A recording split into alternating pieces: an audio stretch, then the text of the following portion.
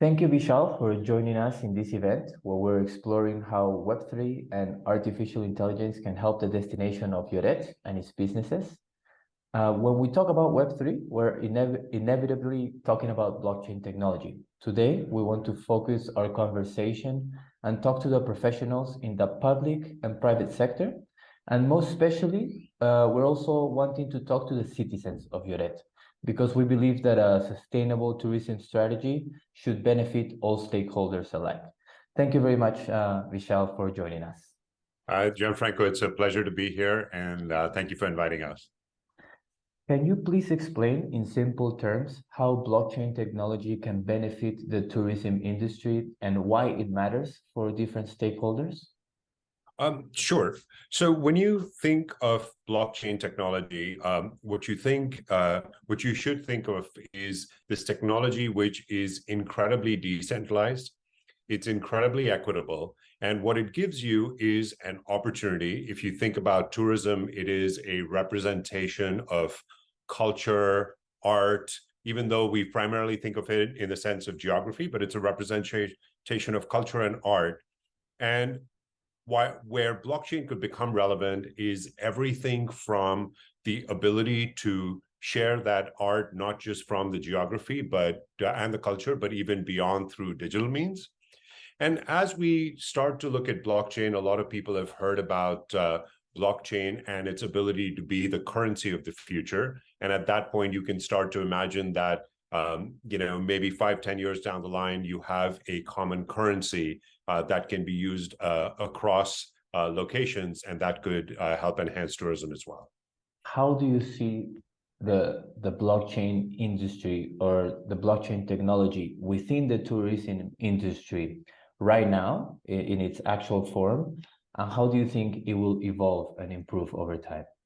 Yeah, I think blockchain technology, very much like artificial intelligence, right, is something that we hear about, but we don't really know underneath what it helps us with.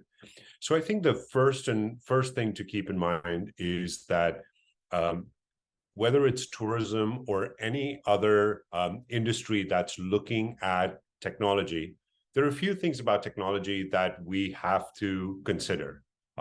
One is the technology secure, right? So can we make sure that whether it is our art or it is our money, if it is stored in a digital representation, is it secure? I think the second piece of it that we all have become increasingly aware is whether we believe in climate or environmental impact of technology or not. At the first order, we care about the fact that energy usage is a big challenge. So I'll just take 1 minute to talk about the things that we fully understand. We all know about Bitcoin. We all know that it is this alternative currency that has been around for a really long time. But maybe what all of us don't know is that to keep that Bitcoin digital network of money alive, you're consuming the power equivalent to the power of the whole country of Norway. So when you're doing that, whether it is within the area that you're focused on within Spain, or it is globally, anytime that you're using energy at that significant level, you're drawing energy from the resource that could be used for other things, everything from lighting up people's homes to things that we haven't imagined just yet. So for the second piece, like I said, would be to think about energy consumption, and certainly that has an environmental impact, but at a core level, energy is a local resource that is very valuable. So I think those are the two things that whenever you're adopting any technology these days, you should be aware of. You're here joining us, representing Chia Blockchain as its Chief Strategy and Business Development Officer. And we would like to know a little bit more about Chia. If you could tell us briefly, what inspired Chia Network to develop a blockchain platform, and how does it differ from other blockchain technologies out there? Absolutely. So most people who are familiar with blockchain are probably familiar with two kinds of platforms. One is Bitcoin, the other is Ethereum. Bitcoin was the original blockchain, and A little bit about Chia Network, right? Chia Network was founded by Bram Cohen, who's very famous for creating BitTorrent platform. Now, some people in your constituency are too young to know what that is, but others who have leveraged it know that at peak, that platform, which is a completely distributed platform, which means the pieces of information are not stored in a single place, but they're stored across the network, at its peak consumed 40% of internet traffic.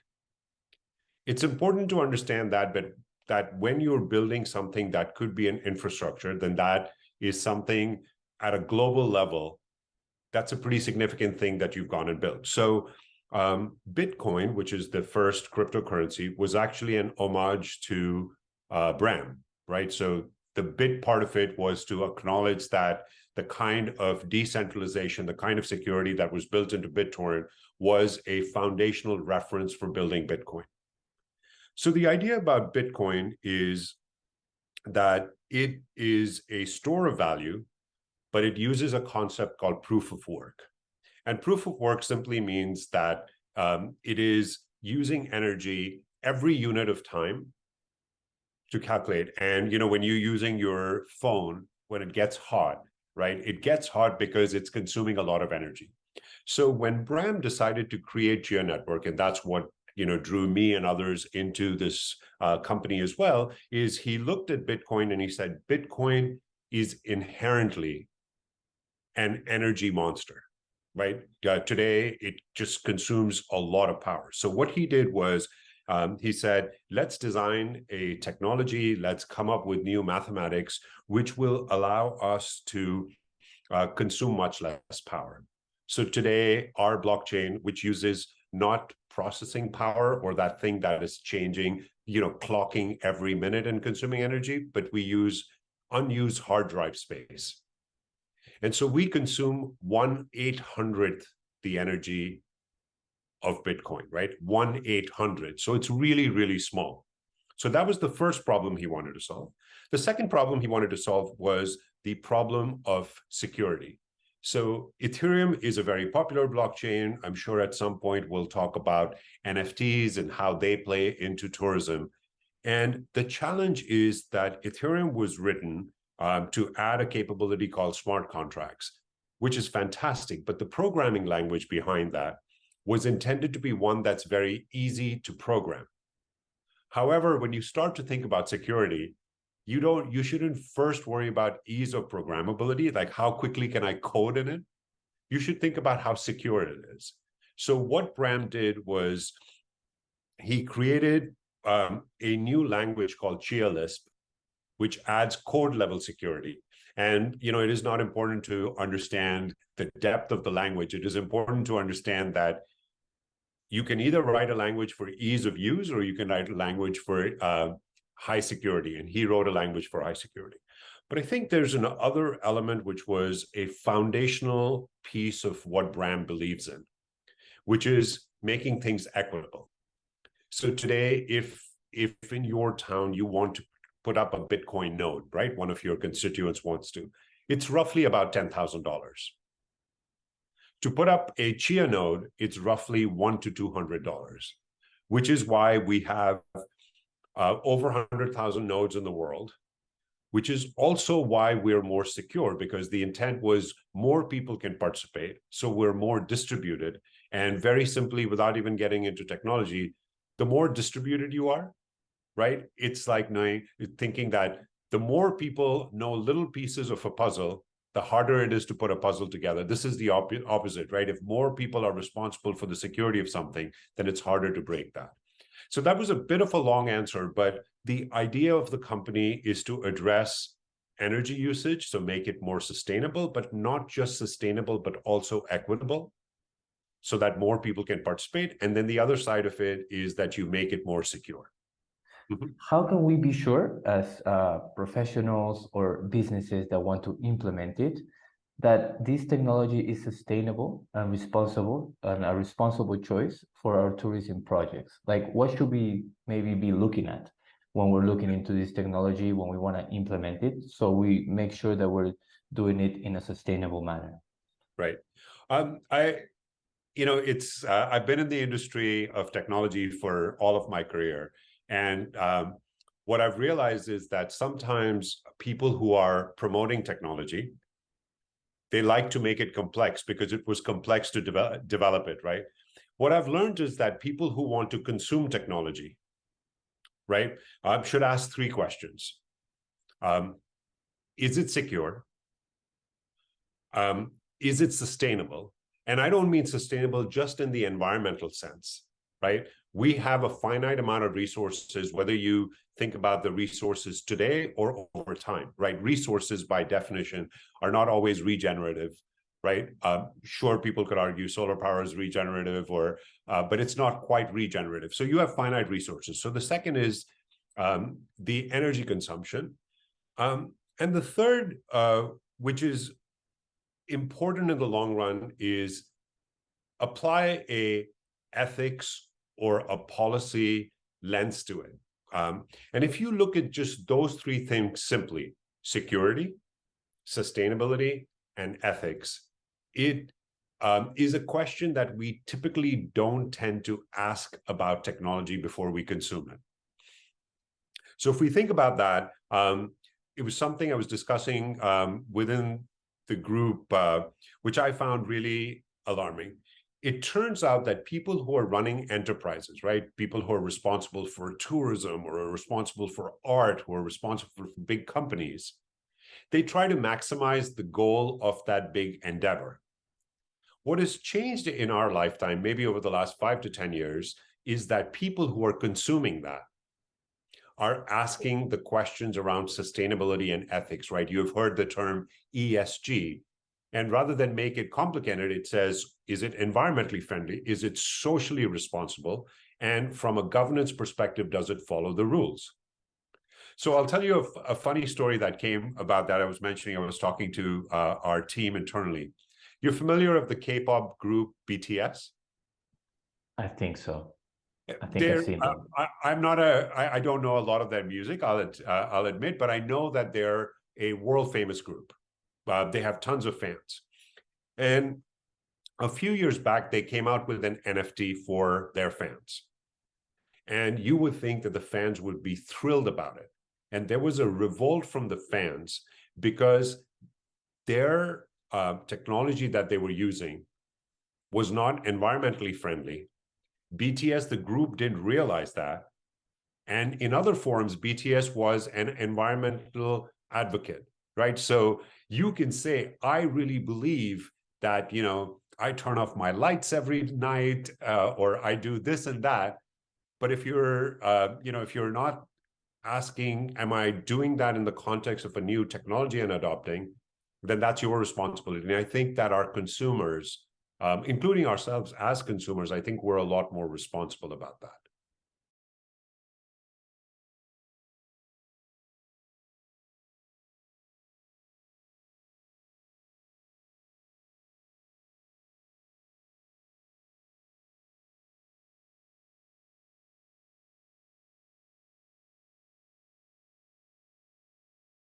In terms of Chia, are you guys involved in any sustainability projects? And if so, which, if you can tell us a little bit, and maybe also the ones that are involved within the public sector, that would be great examples. Sure, and I'm happy to do that.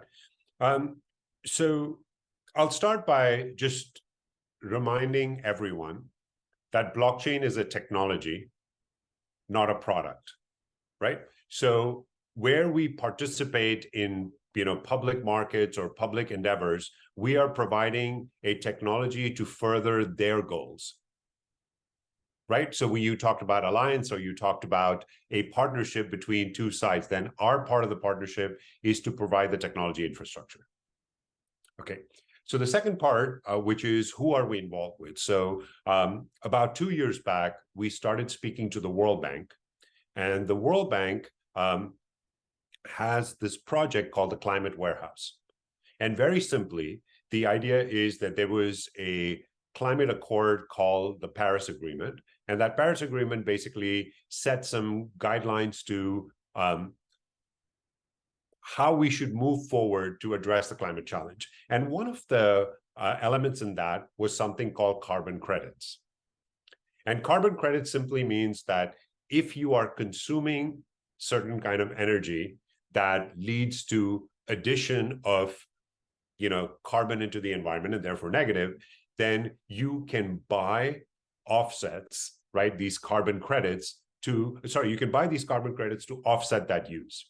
And what that simply means is that somewhere where you're generating smoke, and I'm making it very overly simple, hopefully you're also planting somewhere, and this is a global initiative.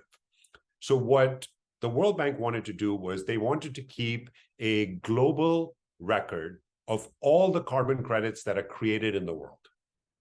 This is 194 countries under the Paris Agreement. So this is a pretty big endeavor. So they went to multiple technology companies and initiatives to try to address this problem. And they're very, very thoughtful in the way they do it. So they run to multiple month testing. They call them simulations.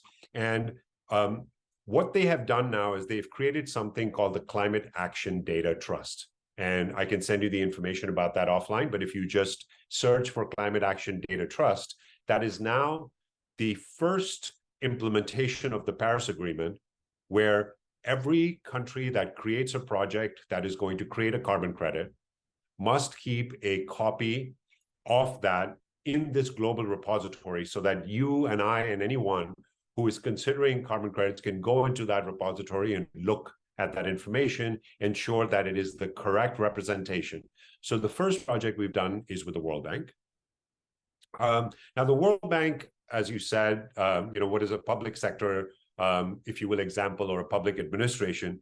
World Bank works with governments. So this is a government level endeavor that this is now up and running.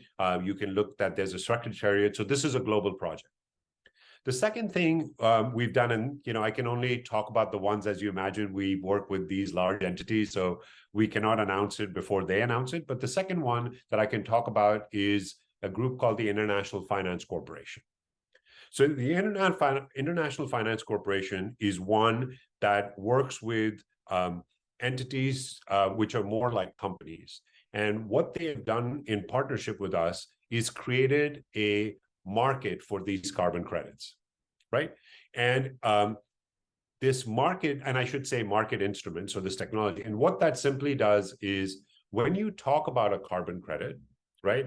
Your farm in Spain and my farm in California might not have the same kind of positive effect on the environment, because yours might be closer to a water source, might be getting water source from somewhere. So there are a lot of consideration that go into these projects.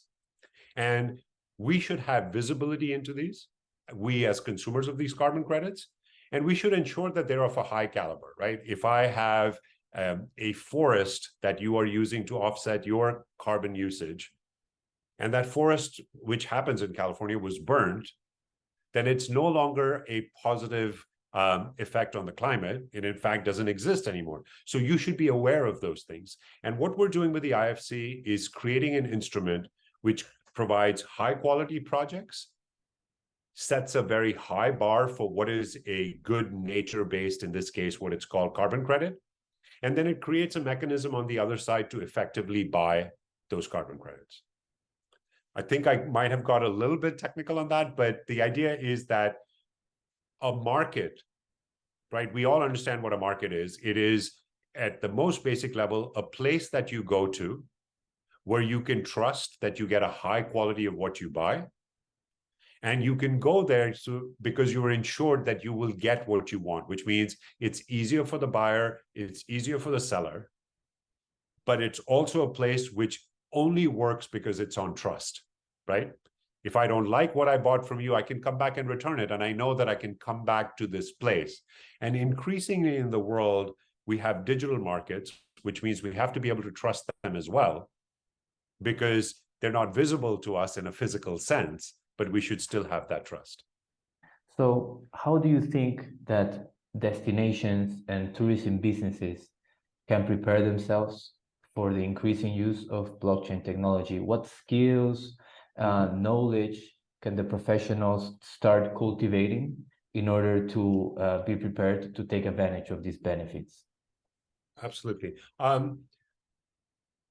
You know, as I was preparing for this this conversation with you, I tried to apply some of my experiences in tourism and some of the things that I've been hearing about. And there are two things that come to mind. One is the concept of digital tourism. So let me just give you my thoughts. And again, I'm not the expert, so this is maybe more of a conversation starter for your audience. I think of digital tourism in two ways. One is, you know, when we were kids, we had postcards that we would send to people from where we went somewhere, right? So that was a way of sharing our experience with people that we love, the people that are in our environment. And then as we got into the digital age, you know, we have pictures and we have, you know, videos and things like that, and we share that as well. And that's well and good. I think there's an element of digital tourism which is about access. So recently I've come across a lot of people talking about the fact that whether you're a single parent or you cannot afford to travel to a beautiful location like yours, can I experience some of it in a way that is certainly not the physical experience, but it is also not just binary, that if I cannot have the physical experience, then I cannot have any experience at all. So the two things that I would have you think about is, one is the digital experience of tourism and how blockchain can help enable that. Because your IP, whether it is a video taken by a local, videographer, or it is a cultural event that only you as the community have access to and you want to share with the world, then that could be something that you could provide as a digital experience. And the second thing I'd like to talk about is NFTs. And I'm sure that there is enough people who are rolling their eyes when they hear this. So let me tell you what I mean by it, right? This is not about your PFPs or your face contorted into a 8-bit digital map or whatever it is that people do these days. The idea of NFT as a technology is threefold. Can the creator of art, whether that art is music or, you know, a picture or whatever it is, right? Can they have lifetime return on that value? So today, if you created a piece of art and I bought it for €100, and tomorrow you become very famous and I sell it to someone for €10,000, you get no benefit out of that. NFT technology can have royalties built in where you can say any art that was created out of your area, which is a different element of tourism, right? Because tourism we only think of as coming to the destination. But what if you take the culture of the destination through an NFT and you say, you're going to have a program where 10 of your top artists are going to create these things uniquely for an event. And now what you want to make sure is, by the way, this doesn't just have to be digital. This can also be for a digital representation of physical art. And what if you build in that 10% of every transaction for the lifetime of that art would go back to the creator? Now that aspect of tourism is not just for the tourists, but it is a direct reward back to the community that created that destination through its culture, food, art, whatever might be the case, and continue to give rewards back to the community that created it, not to the people who can take it out and make more money from it. So those are the two aspects that I think about would be really worthwhile looking at from a tourism perspective. Thank you very much, Vishal, for your time. We're sure that all the professionals that are with us today will start thinking about these new strategies, and always, as you said, having in mind our values and making sure that we think of the technology as an enhancer, not just as a final product, but as an enhancer that is going to help us build these new experiences, these new products, these new services, hopefully in an ethical, sustainable, and secure way.